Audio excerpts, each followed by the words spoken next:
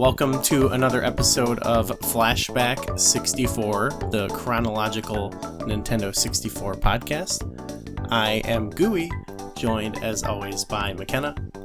Hello. How's it going? Good. We are here. We're going to be doing another manual reading, which I'm pretty pumped about. It's been, I feel like it's been a minute.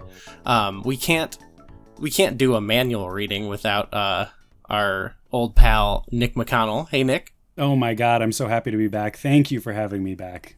Yeah. Of course, we like I said, we can't do this without you. You've got your Instruction Derby stream you do every Wednesday at I want to plug it, noon Pacific. And it's a great time, and it's everyone should check that out. And you're going to get a taste of it here in this episode. So thank you for coming back. A taste of manuals. I'm going to just clip what you said, and I'm going to use that anytime I need to plug my own show, because you did it better than I've ever done it. Okay, good. I'm glad I can plug something well, because I normally don't feel equipped to do that. But we also got a brand new guest joining us. We're welcoming today Aidan Moher. Hey, Aidan. Hello. Thanks for having me. This is awesome. I love game manuals. Lost art. Feeling a little intimidated. Be next to Nick, but I'm happy to be here. He's a giant in the game manual world. Yeah, that's been the goal this whole time, is use manuals to scare people. To intimidate your rivals. Yeah, exactly. I knew it. Oh, classic. So Aidan, as sort of an icebreaker. First of all, if you want, just tell everybody who you are, what you do, and plug your stuff up top as well.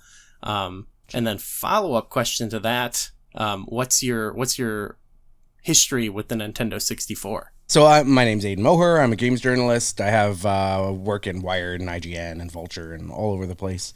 I'm also the author of a book called Fight Magic Items, which is the history of Final Fantasy, Dragon Quest, and the rise of console RPGs in the West. And I have another book coming out, which I get to talk about in about a month, finally, which is very cool. You can find out more about that stuff on Blue Sky or my website, I suppose, when I have news on that. My history with the Nintendo 64. So I grew up as a Nintendo kid, started with the Game Boy, playing my friends' NESs, finally got my own Super NES. That led me into RPGs,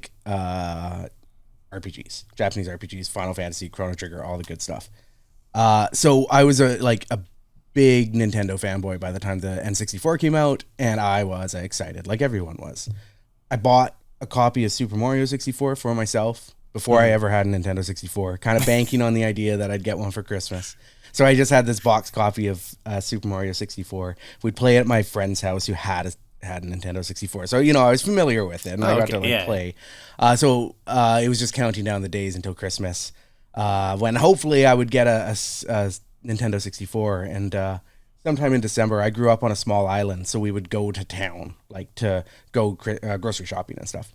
And so we were over there shopping. I can't remember where my mom was, but my dad was like, okay, let's go to Walmart. You guys can wander around until mom's done. And then he was like, oh, you guys just, I don't know, go off to the toy section, find stuff for your wish list. We were like, okay.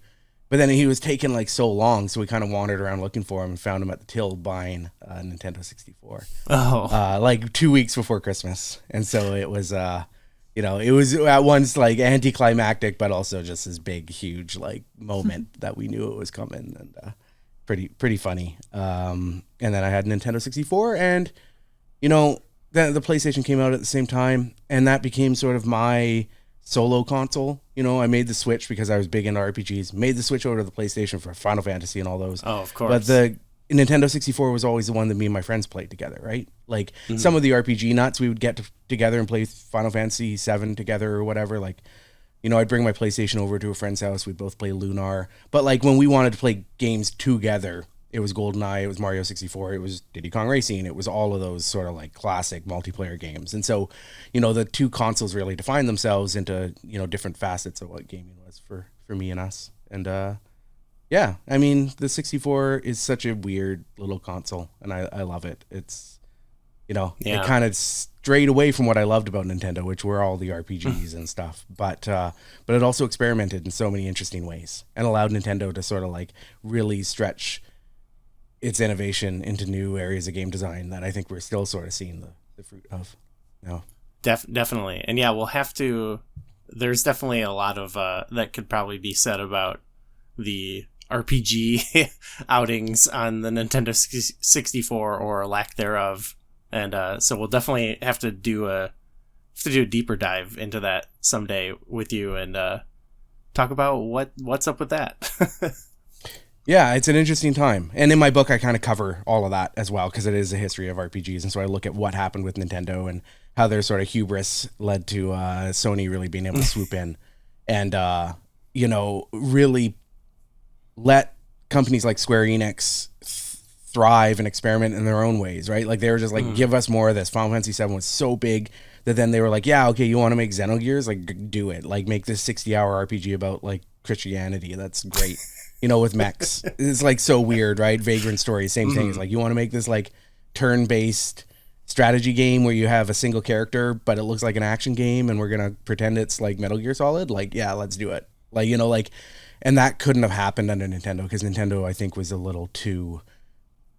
I mean, Nintendo's never been conservative, small c conservative in game design, but I don't think they would have been like, Square Enix, do whatever you want, the way that Sony did at that time, because Sony just wanted everything. And so anyway, cover a lot of that in my book. Well, yeah, the people should definitely, it's fight magic items, right? Yes. Just like the little menu on the, yes. on video games. I was so happy I got away with that title. It was a gamble. We're going back. We've done an episode about Diddy Kong Racing, but this is gonna be the first, I think, in a lot of episodes where we go back and talk about the game, just because it's a beloved game and we've got a lot of cool friends with different perspectives to talk about and stuff. So I guess before we're gonna read the manual, but just in general, Nick, what's your history with Diddy Kong Racing? Diddy Kong Racing for me is special in that it's the first game I remember buying with my own money, at full price for sure. Maybe I bought something at like a FuncoLand, or was that maybe FuncoLand? Maybe later. First game that I remember buying new with my own money. It was $40. I biked down to the Good Guys. I don't know if folks who are old enough would remember the electronics chain The Good Guys, and they were not great. The Good Guys. They worked on commission and they were very aggressive in their sales. That's why they were just good. Yeah, it was like an ironic name, like a sarcastic name for a store. Sure. They had, oh god, the song that they had as their jingle was "We Gotta Be Good," and it was the worst. Anyway, I bought the game there though because it was close to my house, so I bought it. Biked back home after I had played it at a friend's house and just fell in love with it like immediately. I had played Mario Kart 64, but it never really gelled with me too much. The colors here, the expression here, all the different modes of transport within the game really stood out to me. And this is one of those things that kind of all came to a head that made me like a huge Rare fan, a huge Rare obsessive. And I mean, this game is a beautiful example of what made that era of Rare so perfect. So for me, it was booting it up, looking at the colors, looking at the characters, Kev Bayless designed characters, all sorts of cool stuff. The music from David Wise. It's just, it is a game that, really holds a special place in my heart. So yeah, $40 in 1998 money, probably, because I think I bought it a little after it came out. $40, that was probably about, what is that now, $3,000, $4,000. So it was a lot of money for a teenager, but I did it. That's awesome. That's such a great memory. How about you, Aidan? What's your backstory with the game? Also a huge fan. I'm not here to rag on Mario Kart 64. I think it's amazing. And it was usually the go-to for me and my friends. Like, we played a lot of Mario Kart 64. But when I was at home alone looking for racing games, it was always Diddy Kong I came back to, because it had sort of that adventure aspect to it. It had the progression through this world that made it feel like more like a level-based adventure game where the, mechanics were racing. And so, that on top of the expression of having the planes and the hovercrafts and the karts just felt really good to me. Like I just liked the idea that was it Motor Storm? Was that the PS3 racing game where you'd have like big trucks versus motorcycles versus, it was sort of like the beginning of that, where it was like, think of the race, think of the racer, think of your preferred way of getting through this, and strengths and pros and cons of different vehicles. And that was just really fun for me, and making your way through the world, kind of track by track, unlocking new levels and bosses. Like they had like gimmicky boss races against big enemies that, like, Mario Kart just doesn't have that kind of stuff, right? It's just straight racing. Like it's funny to call Mario Kart a serious racing game, but it was just racing. Whereas Diddy Kong adding that sort of structure around all of it was like, it just really clicked with me in a way that Mario Kart was just sort of fun to mess around with my friends. Diddy Kong was something I wanted to play, like, even after they all left. Yeah, it's nice to have something, that isn't just like multiplayer, especially at this point. A lot of the games I think we've been going chronologically, and I think a lot of the games we've covered, like, the best aspects of a lot of them have just been like, as cool multiplayer stuff like that. So it's nice to have there's a couple standout single player games. But McKenna, I don't know, should I put you on the spot? You said you liked Mario Kart better. I like the actual driving better in Mario Kart. Mm-hmm. Yeah, and that's Diddy Kong was all new for you too. Mm-hmm. So I can see, like, you've got the one, like, ingrained in you a little bit. Yeah, and indoctrinated. No, but I'll tease. That's a topic we're eventually we've got that as a topic too. Is just comparing the games. We have a couple friends who, we have in mind for just doing Mario Kart versus Diddy Kong, which to me is it's just a no-brainer. But I'd love to see a campaign mode in Mario Kart. That is true. That's true.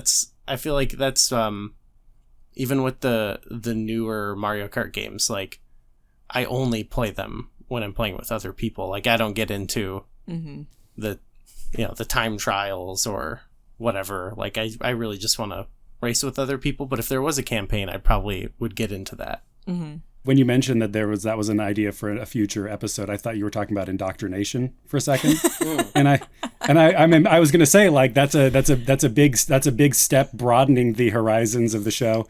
I like it. I support it. It's a Mass Effect 3 theory, isn't it? Yes. What we're gonna do is we're gonna force McKenna to come over to the Diddy Kong racing side. That's what it's gonna be.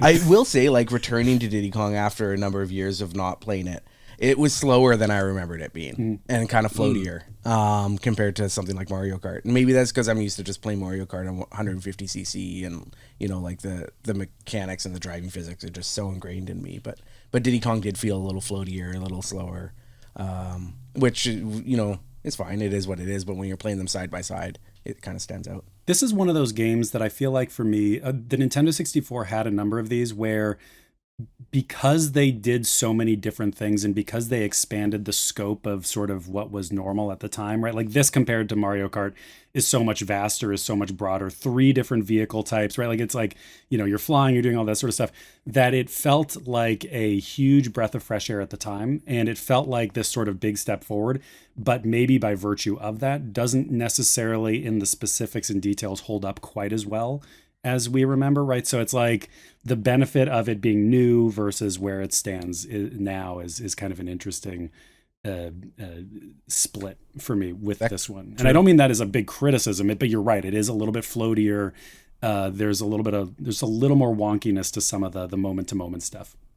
I think that stands for, like, the Nintendo 64 period. Like, going back, like, a lot of it feels a little janky, but you can see the experimentation. You can see people working in, a style of creating games that just didn't exist on consoles before, and they're figuring things out. And that innovation and that taking risks, trying things, is so much more rewarding to me than, like, a layer of polish that might have been applied to that held it back from being interesting and weird and kooky the way that so many of the Nintendo 64 games are. Do we want to get into reading the manual, Nick? Sure.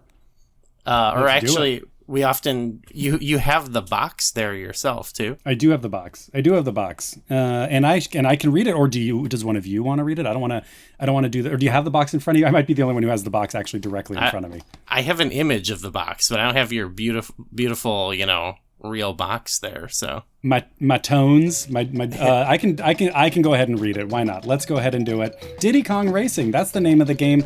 On the front of the box, you'll see that it is a wild racing adventure. I hope that anybody listening is looking at the box right now.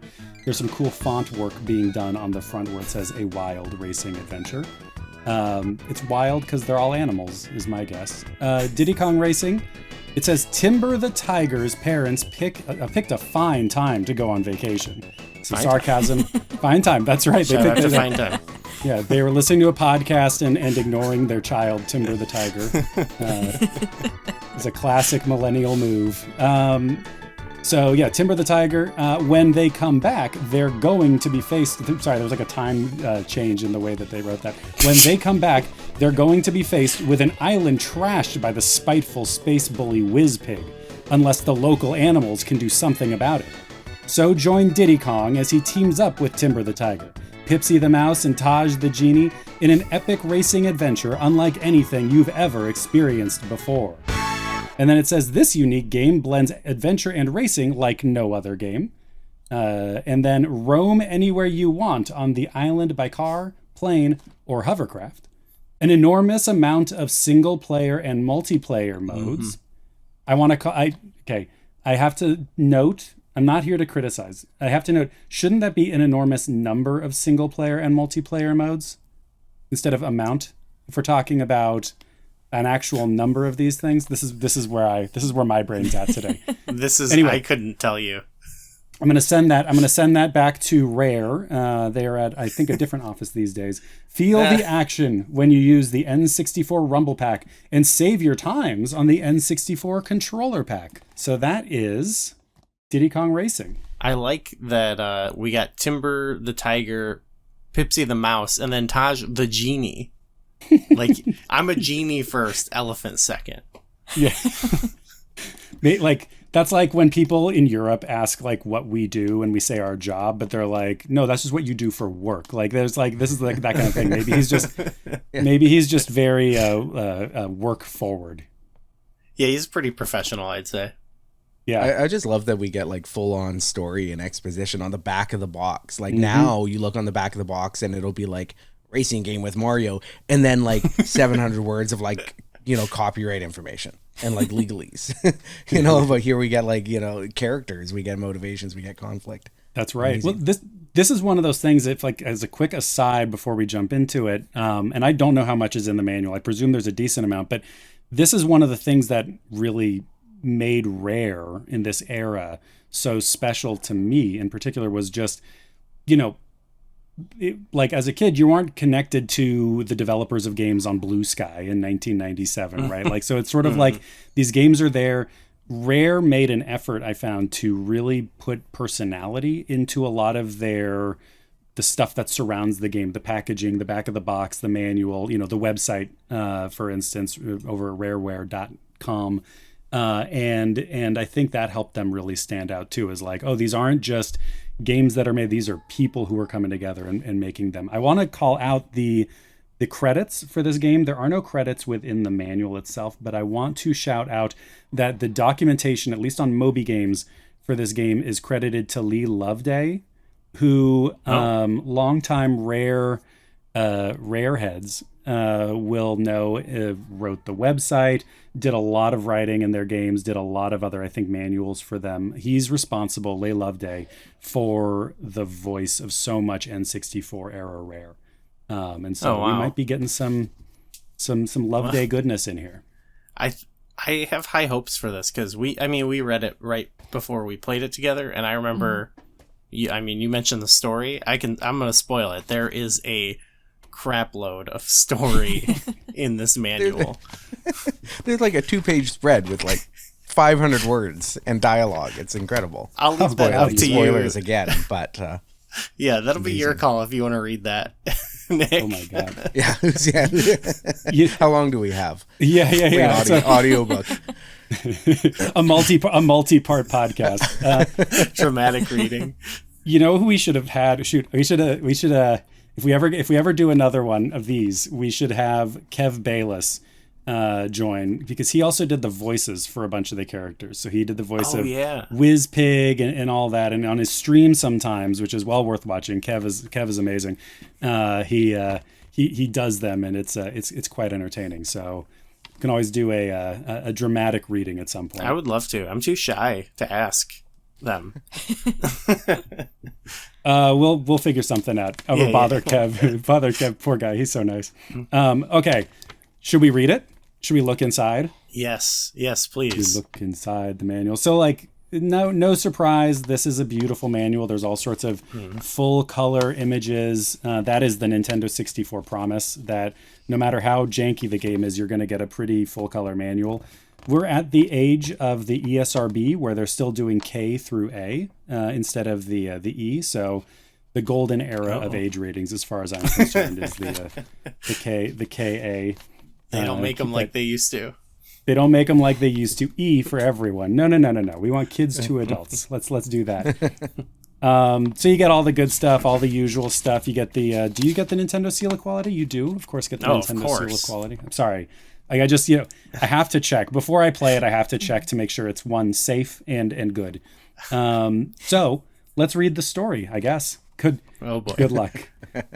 If we get to the end of this, so yeah, if you're just listening to this, there are what feel like maybe 30,000 words in this. So if there's you're there's chapters. Maybe we'll do this. Let's do this. Let's get everybody involved. Maybe I'll start off, and then we'll popcorn around, like in a Zoom call with a bunch of different team members. We'll popcorn around and we can read through. Does that sound okay?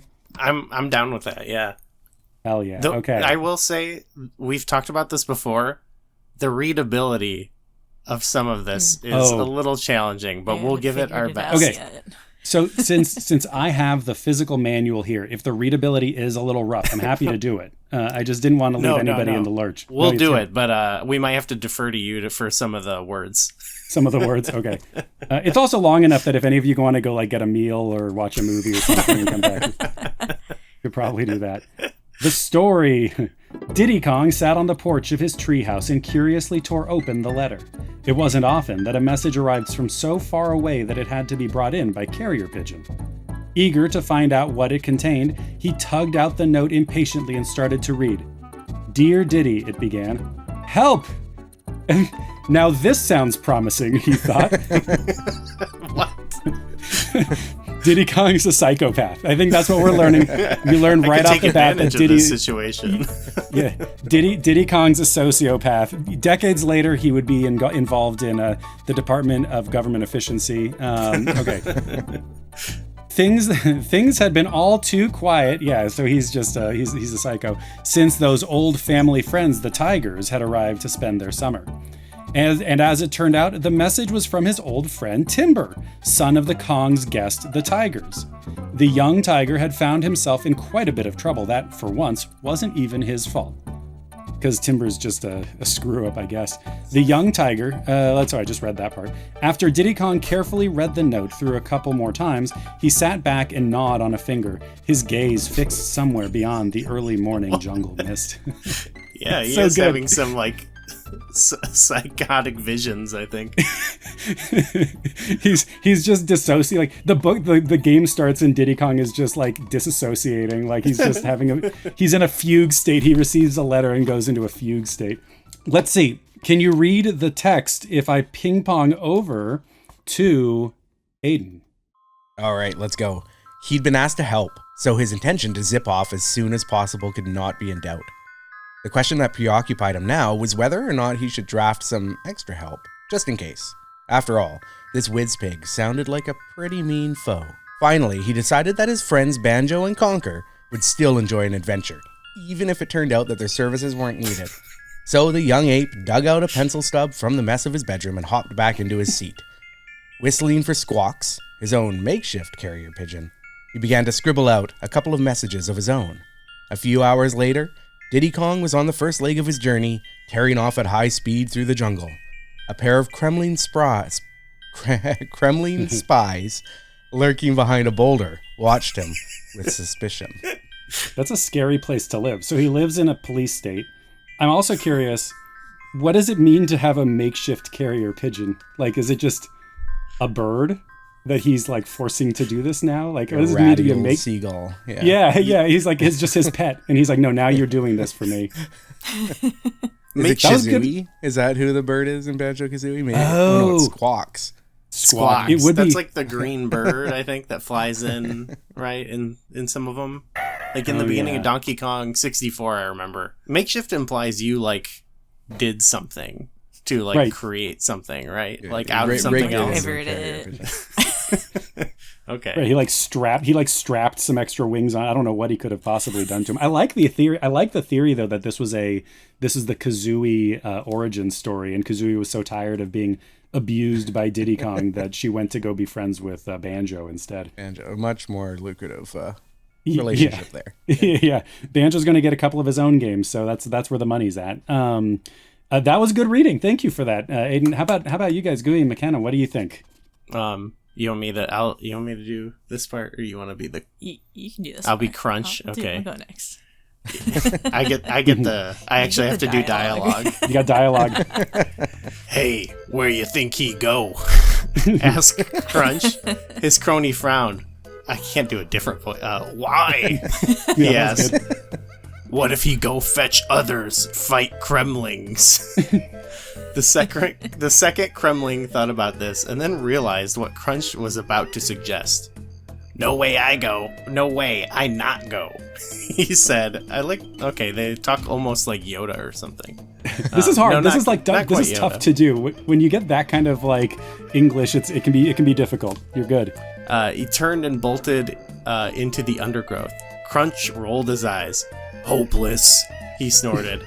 I go after him. He bellowed to his cowardly colleague. You go tell boss. See what he think of that, huh? And with that, Crunch lumbered off through the trees, grumpily swatting aside vines as he went. Good job, Crunch. All right, so they're making moves. Are you in, McKenna? Sure, yeah. All right. Meanwhile, Timber was trying to calm the excitable Pipsy so that he could understand at least part of what she was saying. He said he'd help us, she squeaked, making Bumper and Tip-Top wince as the pitch of her voice soared in and out of the audible range. Okay, I don't know. There you go. He said he wanted to find a champion to go after that horrible pig once and for all. Slow down, Pipsy, Timber urged, trying to make sense of her words without upsetting her. After all, this whole business had been harder on the little mouse than any of them. Wizpig's unwanted intrusion left her family homeless.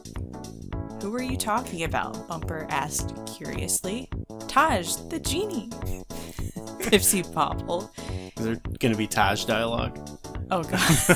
Oh god. He said he'd help. Really, Bumper, he did. I just saw him. Tip-Top blinked. The genie? But nobody's seen him for 50 years, he protested. I know, but I just did. I promise. I have a question. Yeah. That was really good. How old are these characters? How old is Timber? Maybe like 38. Yeah, it's like his parents are gone for the summer. Like when you can't be a kid then, right? When you were a kid, did your parents ever be like, "All right, later, see you next summer"? Like, I don't know.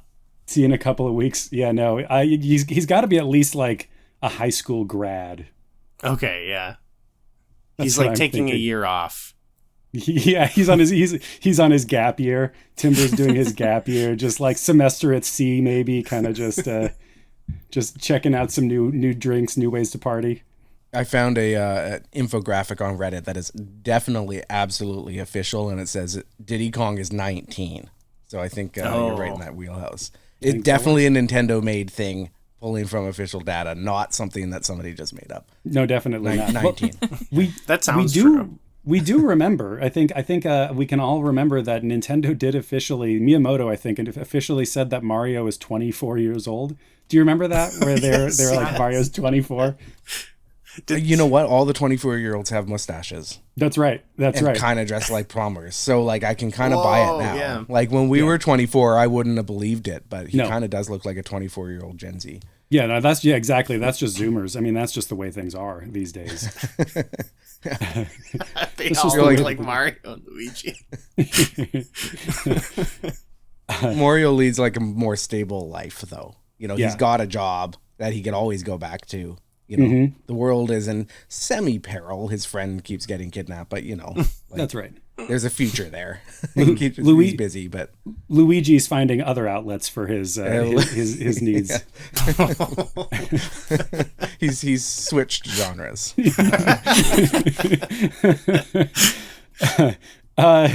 Timber frowned. Okay, move on. Timber frowned, thinking this through. That means he must have been kicked out of the mountain too, he reasoned. After all, we've seen what that pig's spells can do. They all thought of the huge, leering whiz-pig face that had been carved into the mountainside overnight. Then they thought of the race courses, the island's pride and joy, which had been magically sealed off. That made them think of Drumstick, their friend and the island's champion racer, who had gone to challenge the intruder to an honorable race and hadn't been seen since. We could really do with Taj's help, Pipsy prompted. I don't want to put too fine a point on it, but some of this sort of feels ripped from the headlines, I'm not going to lie. It's the game for our day and age. the game for our day. A bunch of people being taken by surprise that the things they count on are being taken away. Okay, let's see here. No argument here, agreed Tip Tup, nodding nervously. Timber scratched his head. Well, I guess you're right, he sighed, especially if we're going to get this mess sorted out before my parents get back. Well, I think his parents would understand that, like, this is a broader problem, right? Like, I don't know why he's taking this all on himself. That's what we were trying to figure that out in our last episode too. I forgot what we came up with. Like, it was like, oh, it's like one of those, like, He's throwing a party throwing- and he doesn't want his parents to know about Yeah. it. yeah, like he was doing something else and then this happened.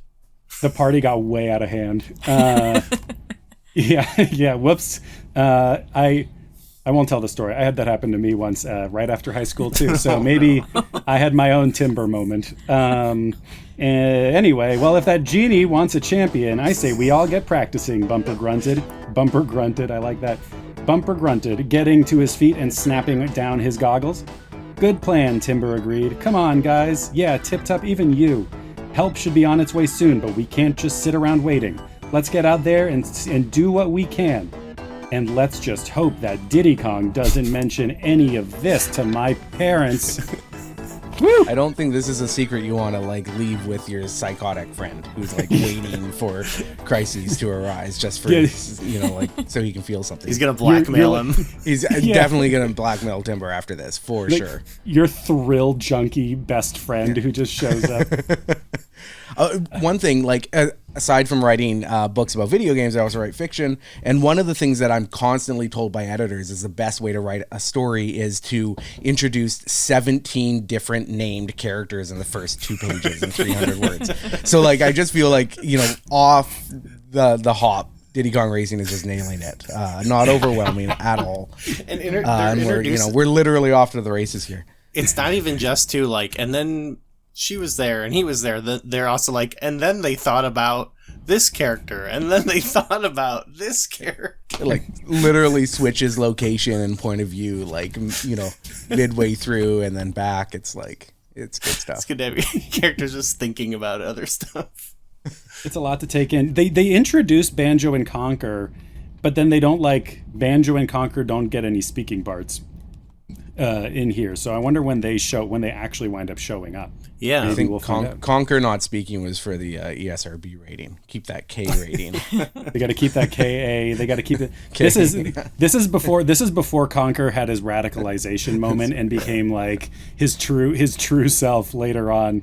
It's because they censored him here, and it was one of those things where it caused him to go further, you know, down that rabbit hole. Yeah, he got mad about cancel He was culture. radicalized. Yeah, the Diddy Kong Racing manual. He did, like, remember what was the Elon Musk submarine thing. Oh, God, Sorry to mention him, but he was like, he started being like, yeah, that was his moment. He started. There's like Conker's tweets saying that he's shadow banned, and he's just like getting angrier and angrier. Like, I was helping, but you've made me turn into this. Yeah. Well, I like to imagine that Conker would be fighting back on our side. That's what I like to hope. Maybe not Diddy Kong. I don't know if we can trust Diddy Kong. That guy seems unstable. So the rest of the manual has a lot of very, sort of like how to play the game. Again, there's not much to necessarily dig in through on some of this stuff. Awesome art, though. The art is exactly what I was going to say. Like, some of it is just absolutely gorgeous. I do love this era of the rare 3D models, the 3D renders. I just think this is such a cool look. And I'm grateful that we get it here in the manual. We get it for all the different characters. And I might kind of just jump all the way down through the manual. I don't know if you guys have anything you want to stop at.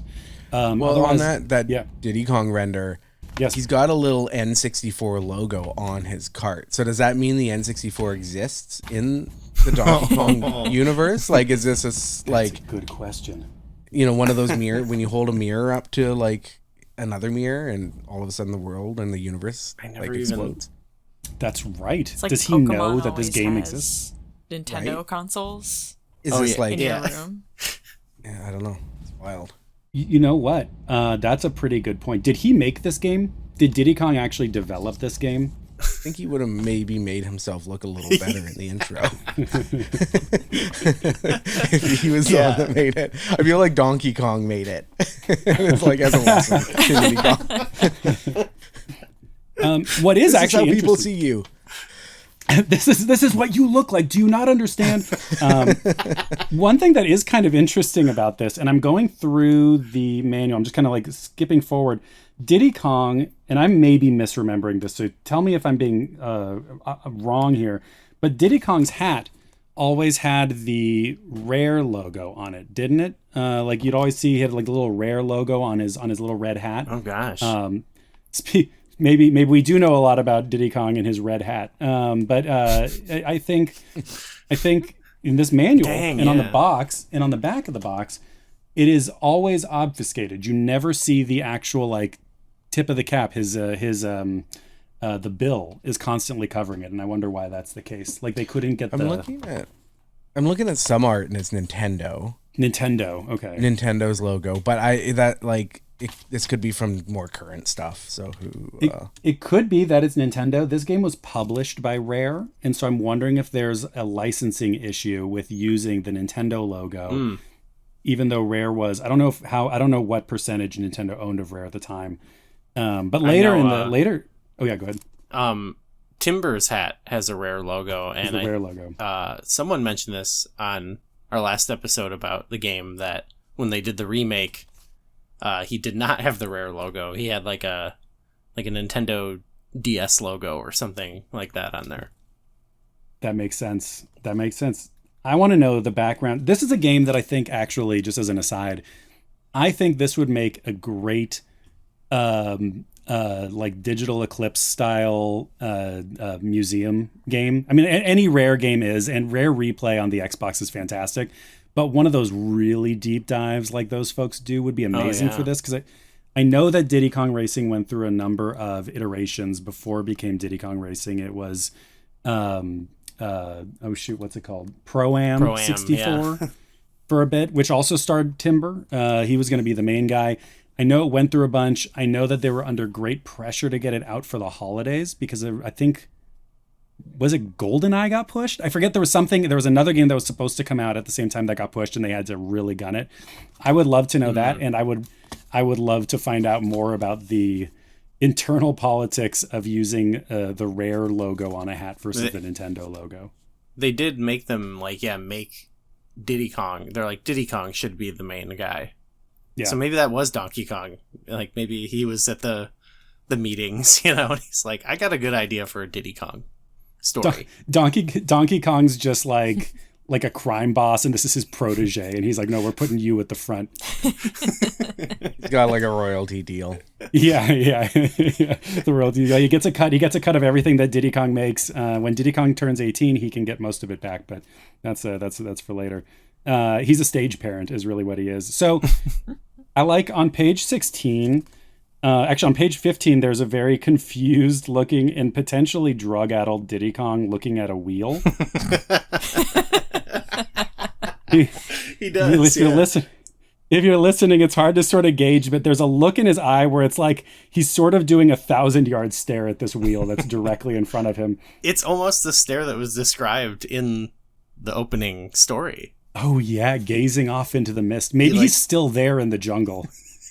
In his the whole game is in his mind. Yeah, it was all a dream. He was thinking of all the characters. I like this is a before and after. I think he was supposed to be servicing Tip Tup's cart here. Oh, you're right. Yeah. So for those listening, oh my God, he's killed Tip Tup. Oh no! If you're listening, Tip Tup, the image is on page 15 of the manual. Diddy Kong is looking at a wheel with bolts on the ground. It looks like he's trying to work on it. Tip Tup on page 16 is flying out of a crashing cart with a look of genuine terror on his face.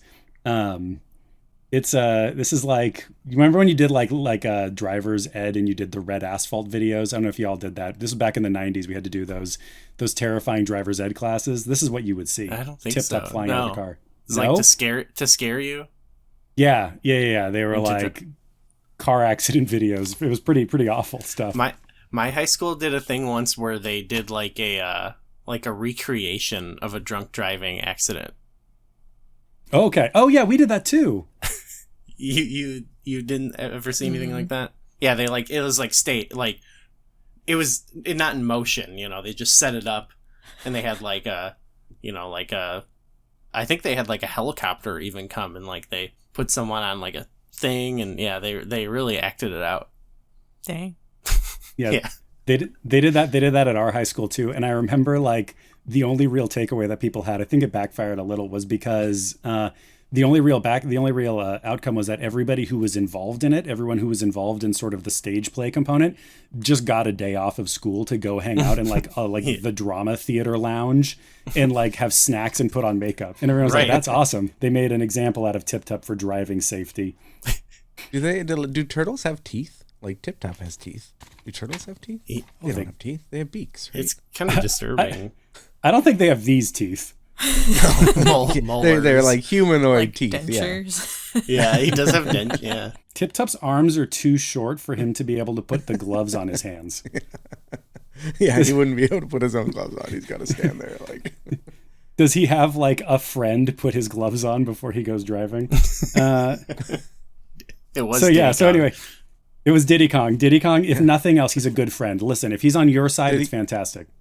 You know what Diddy Kong's doing as he's staring at that wheel? He was loosening the lug nuts on Tip Tup's little car. Yeah, the wheels are flying off. Like that's Diddy Kong all the way.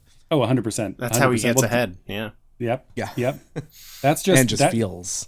Like that's just how he can't feel anything unless somebody's thrashing.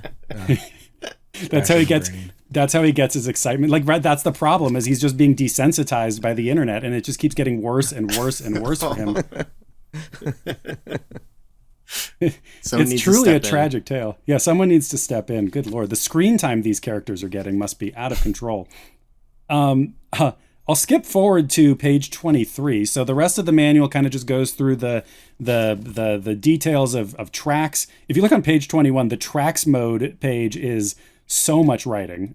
So there's lots of detail if you're into the nuts and bolts. No. Yeah, we're here. We're here for the long haul. So we got the characters. Should we read through a little bit about the characters that we get to meet? Yeah.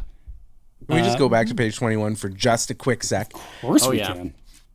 The typography is insane. It uses these gigantic paragraphs, like huge paragraphs, super long, but it doesn't provide line spacing between the paragraphs or text indentation. So it just like the left-hand side is just like a huge block of text, and it's just wild to me. It looks like they should have had headers, but then they must have, you know what, I bet they cut them out at the last sec because the page is really long and they were probably overflowing. And instead of like editing the text, they were like, just get the headers out of there. And then it's just like a big wall of text with like a screenshot.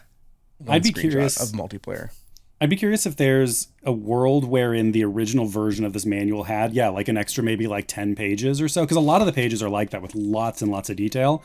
And they were like, we are going to say, like, these are expensive pages, these full, full color glossy pages. So maybe they just did this tracks mode page 21 would be an awesome, like, do you remember the Micro Machines guy from the Micro Machines commercials who would read really, really, really fast? Yes. They could use this guy for it. Like, essentially unrelated to the one-player adventure mode, the tracks mode offers the excitement of either a solo race against the clock, much like time trial mode in the adventure game, or a multiplayer race between human contenders. Up to 4 players can take part in the action simply by pressing start on the character select screen, then moving their 1P, 2P, 3P, 4P cursor sign to the racer of their choice, and just like do that for the the whole thing, the entire go. I got lightheaded doing that.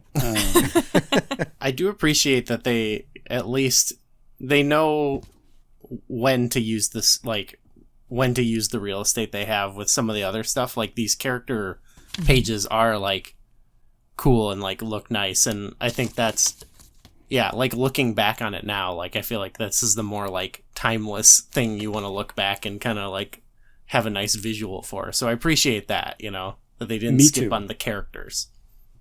No, they did a good job. And this manual, I mean, like, all jokes aside, this manual is a really good example of why they're so fun to me. I think I've probably said that on each one of these episodes, but still, they're good examples, right? Like, we can look back and think about Diddy Kong Racing, like, as it was in its moment in time, and just dig through all of this stuff in a way that really, I think, presents a lot of context for the game and where things were at the time.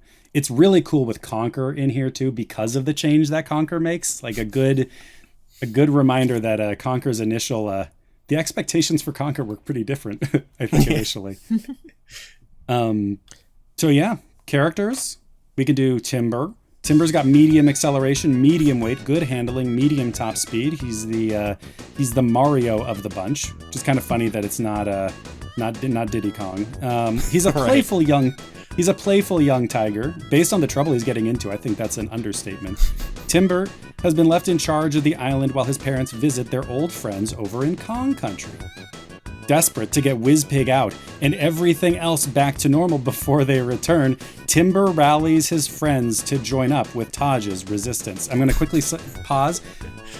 I think if Rare ever gets to work with these characters again, I think that they should make a shot-for-shot remake of the movie Risky Business starring Timber the Tiger, because this is also effectively the plot of Risky Business. Like, he's getting eggs. It's a Fabergé egg all over again. Yeah. Oh, the eggs. There is the egg mini game. Yeah. Mm-hmm. Perfect. Fabergé egg mini game. You just add some sparkles to it and you're good to go. Was it Fabergé eggs? No, the crystal egg. What was it? Yeah, crystal egg. That's what it was.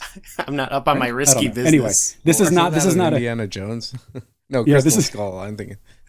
Yeah, Crystal Skull. Yeah. No. Sorry, this is not a Risky Business podcast. I apologize.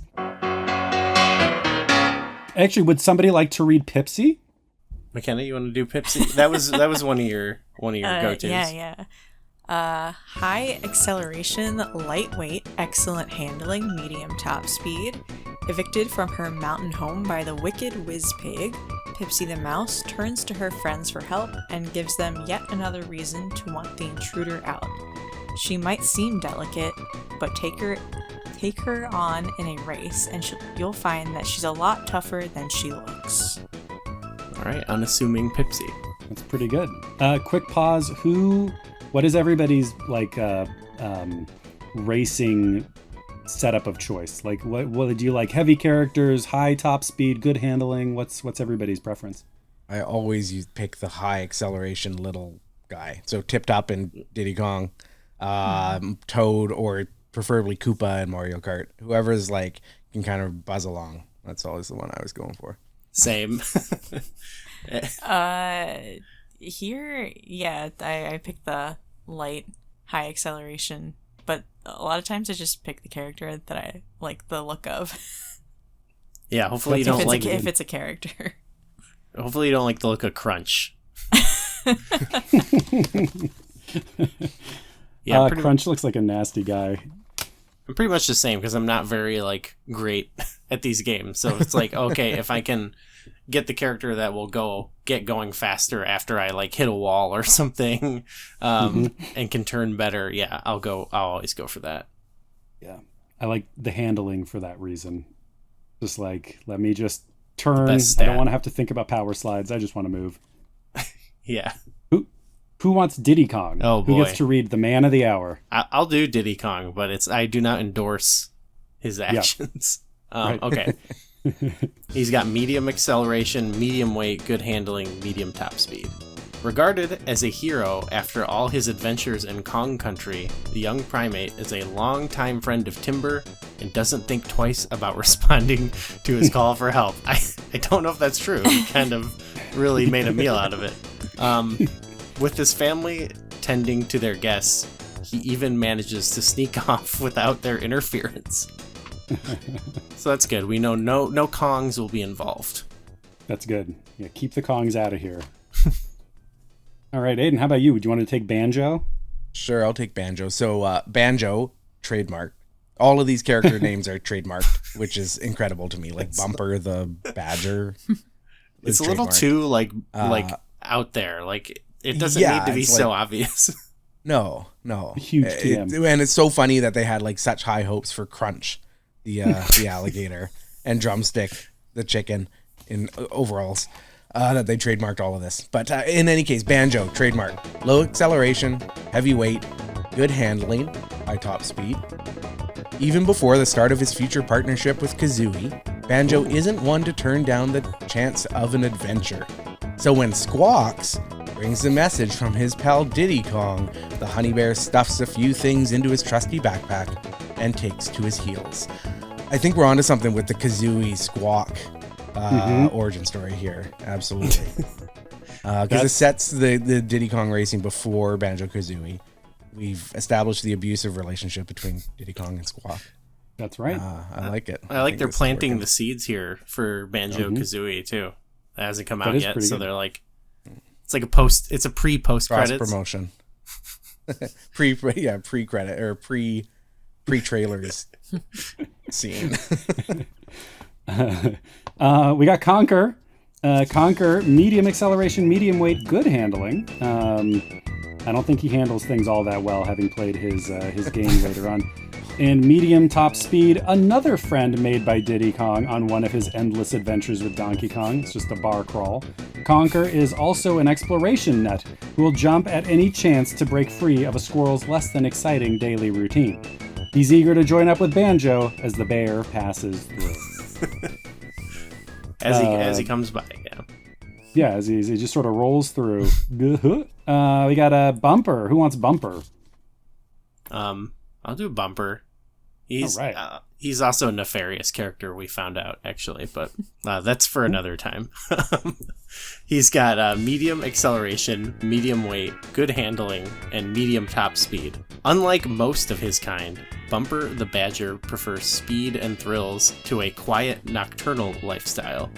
He gets even more worked up than his friends when he realizes how much racing and excitement will be involved in the crusade to get rid of Whizpig.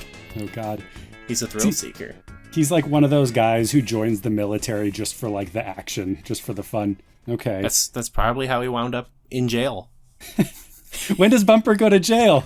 You have to listen back to our last episode. Heil of DK Vine gets into it, but it's canonical. He went to jail. He might be out now. Okay. Where was Bumper on January 6th? Okay. A lot of these guys, really. I'm really worried about the politics of all the characters in Diddy Kong Racing. Very alarming what's happening right now to the information environment. All right, who wants Tip Top? He looks like he's a lot safer on page 25 than he was when he was being murdered by Diddy Kong earlier in the manual. He's switched to a hovercraft. I'll take Tip Top. Okay, we've got Tip Top, high acceleration, lightweight, excellent handling, medium top speed. Tip Top the Turtle is another member of the close group of animal friends, but because of his nervous and maybe even slightly clumsy nature, he's never been particularly fond of the racing that the others seem to like so much.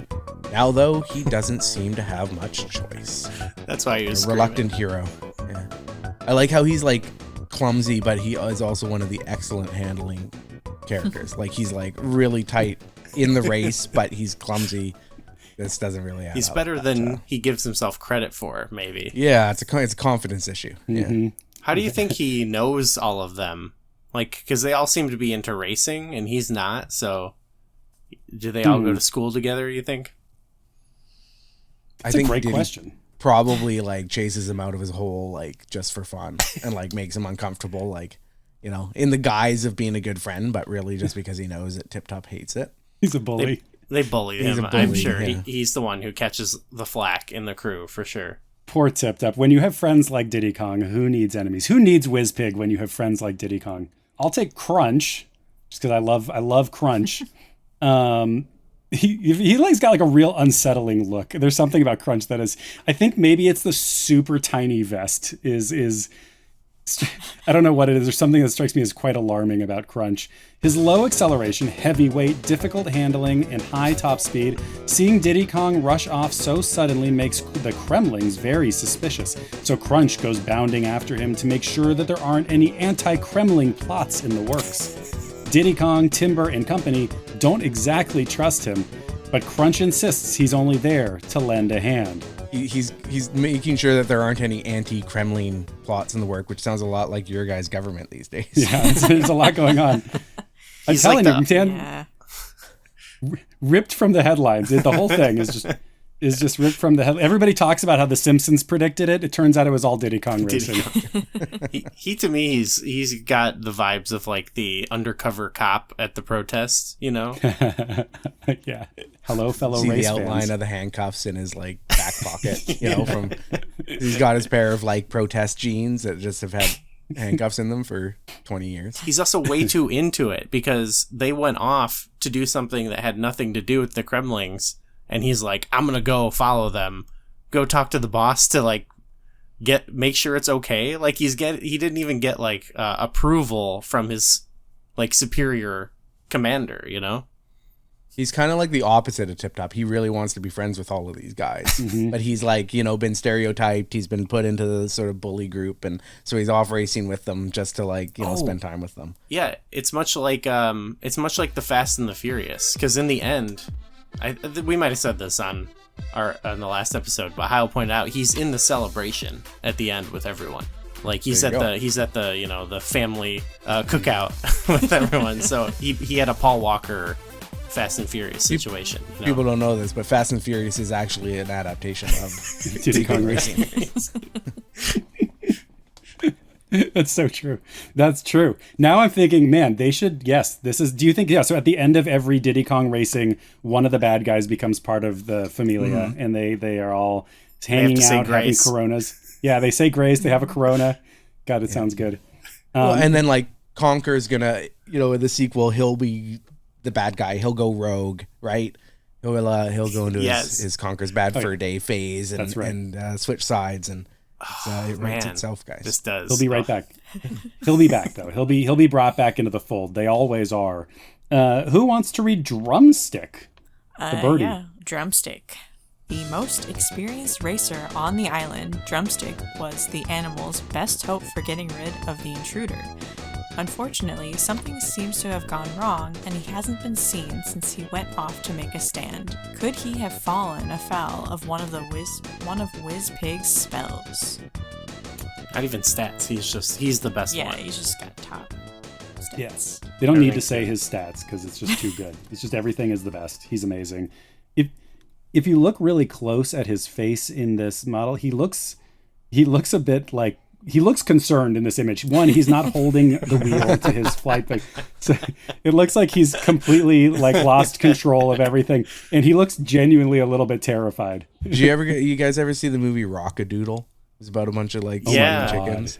When I was a kid, every time I see Drumstick, I think Rockadoodle. That's we'll have to do that movie someday. I feel like it fits in our time period. It's pretty good. It's all those weird old Don Bluth movies. I love them. They're so good. Yes. They're so. I don't know if am Am I the only one in his 40s here? I'm 41. Okay, so we're the same. So did you have your childhood ruined by both All Dogs Go to Heaven and Land Before Time? Yeah, oh yeah, absolutely. Okay. Yeah. I mean, like, a core amount of my trauma is from Land Before Time. Yeah. Like, that whole, like... I watched it with my kids. And first we watched something like Land Before Time, like, 38 or whatever. Oh, the sequels like, are not, no. You know, like... And they're just, like, really, like, fluffy vanilla. Like, there's a couple songs. There's some, like... action, and then it's over. And then we went back and watched the original on, and I was like, this is It's a too hard. hardcore movie. It's like, rough. this is like insane. Like, not only do his parents die, but like the meteor is hit. Like they're living through the apocalypse, trying to find some refuge from the apocalypse. And you're like, guys, you're fucked. Like, it doesn't matter if you find the valley, because everything is gonna die. And that's so sad. And it was sad in, like, you know, watching his parents die or his mom die or whatever. Like, that was sad when I was a kid. And then as a parent, I'm like, oh shoot, like, we're living through Land Before Time right now. Yeah. And there's no valley, guys. It doesn't exist. We learned this from the movie. It doesn't exist. The valley's not just like reading video game manuals, or, you know, maybe that's exactly. playing N64. That's what the valley is. That's the valley. What we got. Yeah. The valley is save taking us. a nice race. The valley's taking a nice race with my friends in Timber the Tiger's homeland. That's what it is. Yeah, I gotta say this though, they gotta bring back making movies for kids that absolutely ruin the kids, because I think movies for kids these days, and I say this as someone with young kids, they are not traumatized by any of the movies that they've seen. There's nothing in Moana that's going to make them think about it when they're in their 40s and say, "Oh God." It's more made to traumatize the adults. We need Don Bluth to come back. Like, you go see like an Inside Out or something, and I feel like it's like meant to mess with you watching with your kid. Absolutely. Yeah. Like Bing Bong disappearing. My God, every time I think about that, it makes me tear up. It's brutal. The kids don't care. It kills me. Why are you crying, Dad? Like, I'm not crying. I like the idea of you watching with your kids and, like, looking at them, making sure they're like, "Are you crying? Like, are you traumatized? Are you traumatized yet? Is this the right level of scary but not too violent? What is?" All right, I'm putting on Rockadoodle. It's Rockadoodle time. That's it. We're going back to The Little Mermaid. We're going back to The Great Mouse Detective. That's like I watched Coco with the kids once, and like I'm sitting there, oh boy, I'm crying, and my daughter was like, "Are you sad?" And I was like, "I just love you so much." It's that's how these movies, that's where they hit now. So absolutely, yeah. So I remember, like, I wasn't really like a crier until I had my first kid. And then she was born, and Inside Out came out like 3 months later. And I was watching Inside Out, and I was bawling. I was like, "What has happened to me?" And then it just never went away. And then I watched 10 years later Inside Out 2, and I'm like bawling, and I'm like, this just doesn't ever change. I guess that's who I am. Yeah, that's right. But yeah, it's an experience. That's how it works. And I like video games because they never make me feel that way. It's like movies can make me have those emotions, and video games are like, "Nah, dude, just keep on playing. It's fine." And I appreciate that about video games. They're my valley from my parental sappiness that makes me cry in every movie now. Littlefoot, let your heart guide you. It whispers, so listen closely. Should we move on to Taj? Yeah. The genie? Yeah, let's do it. Speaking of tears, it's just like existential melancholy. Is Taj the genie? He does look shocked. His eyes are real wide in this image. He's looking a little bit frightened. He was evicted from his mountain home and cut off from his lamp. This ancient genie isn't exactly pleased with the despicable Whizpig. Now he's in search of a champion racer to go up against the uninvited guests and hopefully teach him a lesson in manners. I don't know why you have to go on a race on Whizpig's terms. Like, just kick him out. It's very Space Jam. How's that going logic for you guys? Kicking the tyrant out. That's easier said than done. I got it, guys. When the big guy comes in and says, "Hey, I'm gonna come over and take over the treasury," You should just kick him out. I've got it all figured out. I'm going to challenge Elon only, and Trump to a basketball game. To a race. Yeah. To a basketball hovercraft race. Yeah. Sorry, I thought Space Jam. I could definitely beat Trump one-on-one in basketball, and I'm not very good. I'm confident in that. Him on. Take him on in the post. He can't defend at all. Like, he's so slow. Tiny hands. Yeah, he can't hold the basketball. He can't hold the basketball, yeah. Who wants to read TT, the TT? I'm TT the clock. TT. I'll take on TT. I'll take on TT. Okay. TT. Like Taj, the overseer of the racetracks is less than impressed at WizPig's behavior. But in TT's case, it's because the bully has sealed off his beloved courses. He can't do much on his own, but he's certainly willing to give the animals any help he can in their mission. Now that's like patently untrue, because you can unlock TT as a racer at the end and he's so good. So he could get in there and just beat WizPig. He has that ability. He chooses not to. It's just the courses. A lesson. That's all he cares about is the courses. Yeah. He's sandbagging. He's a clock. He's a clock. He's a clock with a face. He doesn't really help, like, at all. I don't think, like, his time trial stuff. I'm like, all right, whatever, man. Thanks, clock. And then we got WizPig. McKenna, do you want to take WizPig? I feel like I accidentally overtook your turn earlier. Oh, I did drumstick, but that's true. Well, go ahead. I can do WizPig is all you. WizPig is all you. The big bad bully himself, a spiteful space traveler who hops from planet to planet looking for good places to drop in and cause havoc until there's nothing left there to amuse him. Nobody's ever managed to kick him out before he got bored, but there has to be a first time. All right. So he's kind of like actually, he makes me think of like a Star Trek sort of villain sometimes, where like they get captured by some entity and he's like, I'm gonna make you play with me till I'm bored. That's that's actually also just a parenting. So maybe there's some parenting lessons we can impart on the racers here to work around WizPig if he's just going to be begging for playtime until he's bored. Right? Like, just deflect and distract. That's right. That's right. If WizPig wants to play with a toy that WizPig's sister is already playing with, we got another toy right over here. We can make that happen. Another race course on a different island. If only iPads had existed in 1999, Diddy Kong's Racing never would have happened. We could have avoided all of this. He just needed a few tapes of Barney and he would have been fine. But instead, the worlds. Should we read the world's dino domain? Truly a land before time. So there we go. Thank you. Woo! Payoff. Boom. A world where plodding herbivores and screeching pterodactyls live in peace under a moody, rust-colored sky, oblivious to the cars and planes that come roaring through. This place has its dangers, but doesn't everywhere?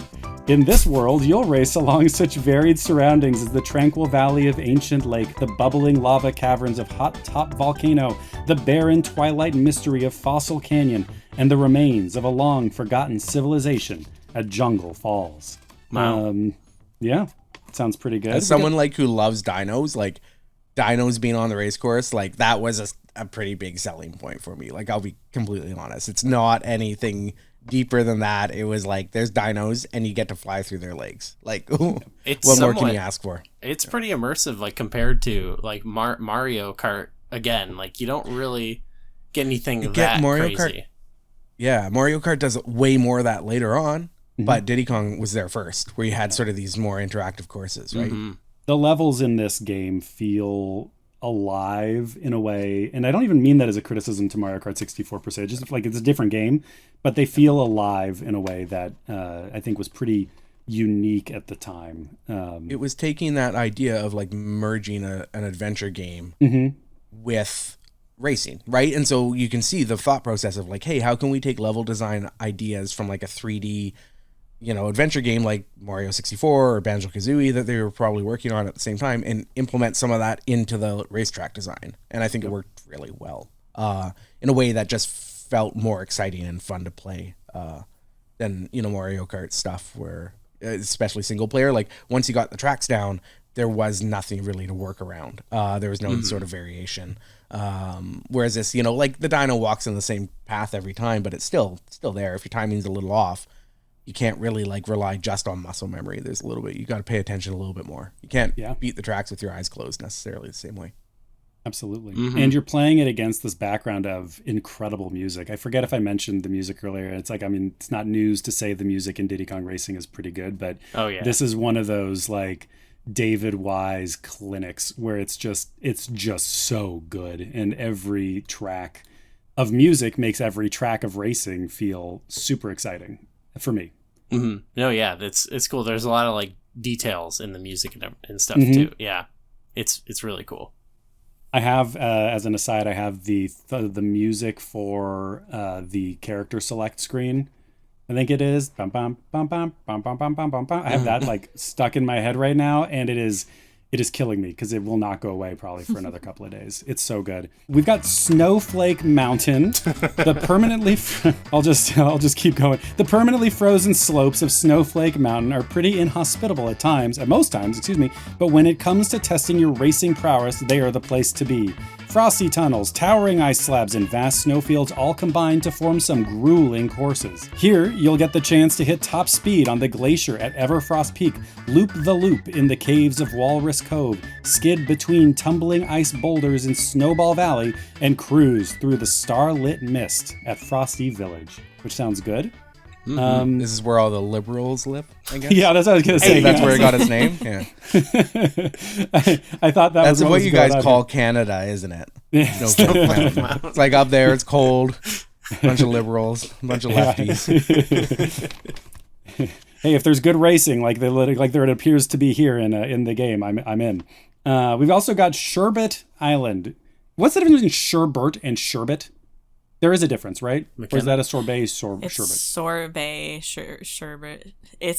That is the actual spelling. People just say it sherbet. Oh, they just say it. Oh. Yeah. Okay. I've been saying it wrong the whole time then. Well, there we go. That's so tasty.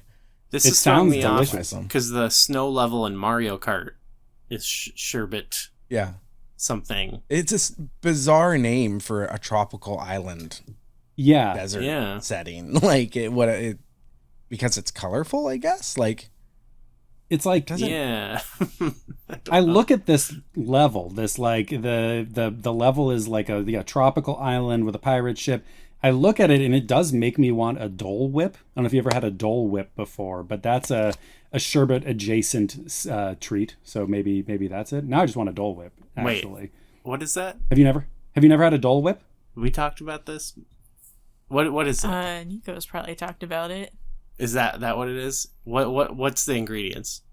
It's like pineapple and like coconut cream or coconut milk or something like that in there, and it's a soft serve thing. I'm not sure it's actually all that different from a regular like pineapple-y soft serve, but it's it's quite good, and maybe you can get one on Sherbet Island in Diddy Kong Racing. That ship, by the way, it's also got a Nintendo 64. I was gonna say. I was gonna say. Maybe like a reality show. It's like, Madden or whatever, or it's it's like it's based on reality, I guess. True. I guess the island is like maybe Nintendo is like one of the Timber family's like sponsors. Oh, Timber's uncle works at Nintendo. It's like the actual time this happened. Timber's uncle works at Nintendo.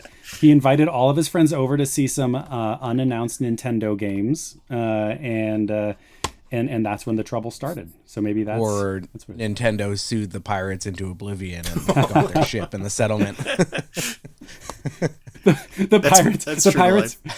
The pirates were so happy that they'd been getting away with using the Nintendo logo on their branding all this time, but then Rare published this manual and blew up their spot, and Nintendo sued them into the ground.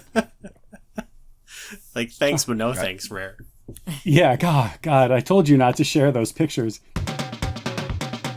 The idea of a tropical paradise is realized on Sherbet Island, where there's barely a soul to be seen and the sunny silence is totally relaxing. Once the home of smugglers and pirates, it's long been abandoned to the parrots, palm trees, and rolling blue waves. Some surprisingly varied racetracks have been created here, ranging from the thundering falls of Whale Bay and the sandbank-studded shallows of Pirate Lagoon to the sandy coastal tunnels of Crescent Island, and the deserted Smuggler's Lair, now known as Treasure Caves. So they had this beautiful paradise that was empty and just a bunch of birds, and they built a bunch of roads all over it. They paved paradise. They paved paradise and built Sherbet Island. Not ideal, guys. Finally, we got Dragon Forest, an old-fashioned, almost medieval area in which, okay, I'm going to take a step back. If you look at the picture, it's not almost medieval. It's just literally a medieval village where chivalry still lives. Heroes roam in search of kidnapped maidens, and the last thing you'd expect to see is a team of modern vehicles bursting neck and neck from the undergrowth and zipping around the front of the local castle. In Dragon Forest, you'll get to surf the log-ridden flow of Boulder Canyon, cruise the bustling streets of Greenwood Village, breeze through the wide-open spaces of Windmill Plains, and watch your back deep in the haunted woods. Sounds like a place where, men are men. Yes, that's right. The olden days. There it is. That's that's what it is. The olden days. I like that they don't include the final, like the unlockable world in the game in here. So that's cool. A bit of mystery, It's a secret. It's a secret. What they do include, if you go to the very last page, on page 29, Banjo holding a like a checkerboard, a checker flag. But if you look really close at Banjo's face, he looks pissed. Like he looks real angry. I got left out. Yeah, like he's like. You look at Banjo, you look back at Taj on the character page, and they all look like the adults all kind of look a little exasperated or angry. And I like the idea that Wizpig showed up. The adults were like, okay, like we'll handle this. It's fine. We've done this before. And then the kids all sort of like go nuts and go, we got to save the day. And they zoom off in their cars, and the parents are like, oh, for fuck's sake. Like now we got to like deal with these kids, and there's the pig, and we like, oh. And you can just see them all sighing. You brought Diddy Kong. You brought him. He's the biggest danger out of them all. His mom wouldn't take him. What was I supposed to do? Wizpig was just racing us. We just had to race him until he got bored. He just wanted to play. It'll be okay. So that's the story of Diddy Kong Racing and the characters from Diddy Kong Racing, as we know because we've played further games in the broader universe. They all live their own lives.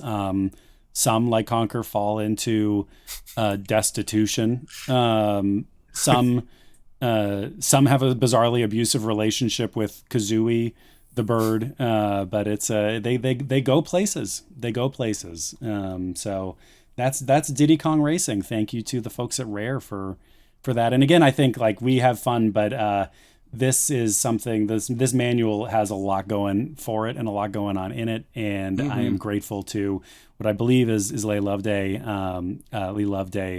for putting this thing together. Is there anything to be learned from this? Any moral to be taken away? Don't trust teenagers. I think is what I would say. That's my main takeaway. Don't trust teenagers, and it's okay to destroy the environment if you get a cool raceway out of it. In our last episode, someone did mention that a lot of the inspiration for the vibe was like Disneyland. And so in another way, I think we can draw some, draw your own conclusions, I guess. You figure I think we've also learned that if, like a tyrant and a bully comes over and takes over your institutions, you just have to wait them out until they get bored, and it'll probably be fine. Just race them. Don't worry about it. Just race them. Just distract and deflect. I'll be okay. Give them a shinier toy. I could beat a Cybertruck in a race, I think, as well. So yeah, there we go. So yes, no Cybertrucks in Diddy Kong Racing, and that is the one thing that this manual didn't foresee was Cybertrucks. Everything else they knew. Everything else they got pretty spot on. I think if you go back to page 16, though, it does sort of look like the turtle, Tip Top, is maybe riding a Cybertruck like prototype or something. That is going about as well. Because it's exploding. It's exploding. The wheels are going everywhere. He's not having a good time. That's it. Everyone's laughing at him. Diddy owns the car company through Nintendo that sells them the vehicles. Get a recall on that. His vehicle rusts up as soon as you go to Snowflake Mountain. Okay. Well, Nick, thank you for coming here and applying your skills and doing your thing. I really appreciate you kind of doing that on our show, doing the heavy lifting. So thank you. The manual is doing the heavy lifting. We're just reacting. It's great. I'm so grateful to be back. Every time it's so much fun. Y'all are the best. This was a ton of fun. I was just like massaging my jaw because I've been laughing. This is the most fun stuff in the world. So thank you for this. Thanks for having me, and thanks for doing this show in general. You guys do a great show. Oh, thank you. Yeah, thank you. It's great to have you back, and everyone go check out Instruction Derby. Follow Nick McConnell on Blue Sky. I think just McConnell. I think just McConnell. I think I got in early enough to get that one. Yes. I was happy that the senator of the same last name did not get it. Oh yeah. He had a tip-top moment.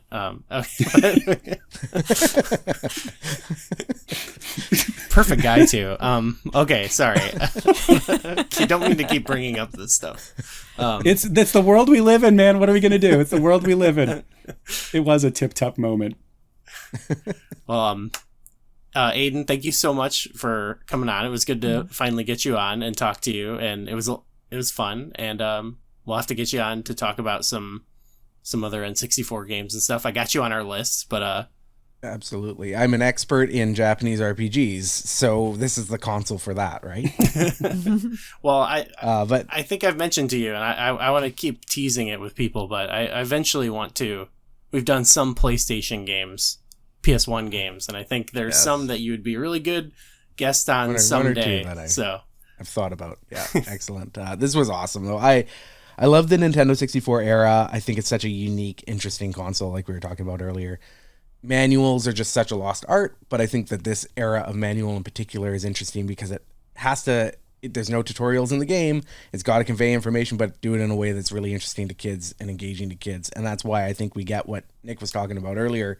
You get this visual design and this bright colors and like really interesting page layouts that's trying to juggle a lot of kind of complex stuff in there as well. Because you want kids that are sitting down, they, when they're not playing the game, maybe they're flipping through the manual, trying to like sink into this world. And manuals at that time, even on the PlayStation, by the end, I just played through Vagrant Story, and it's got a big, thick manual, but it's all like information and it's black and white, and it's, it's not the same. It's not an experience the same way that this one is. So this is great. Love it. Yeah, this manual will, it'll stand the test of time, I think. And absolutely. One thing I like is we always read these and we kind of like goof on parts of them or whatever, but like I really do think they did an amazing job, it's just a really good manual. McKenna, thank you for reading the manual with me. Thank you.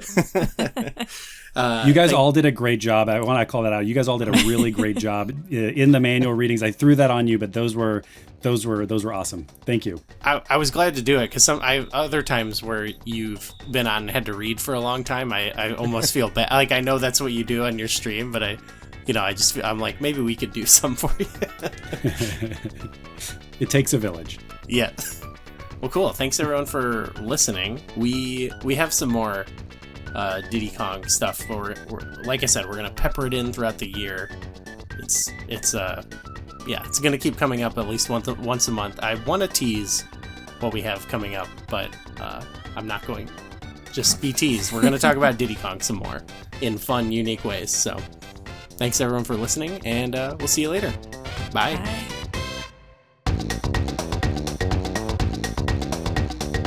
As always, we want to give a special shout out to our Millennium Star tier patrons. So thank you Cyberlink420, Darren Hupke, Infection Form, Jeremy Aber, Kiefer, Nico, Quaid, and Underline V. Thank you, and you can support us over at patreon.com/flashback64.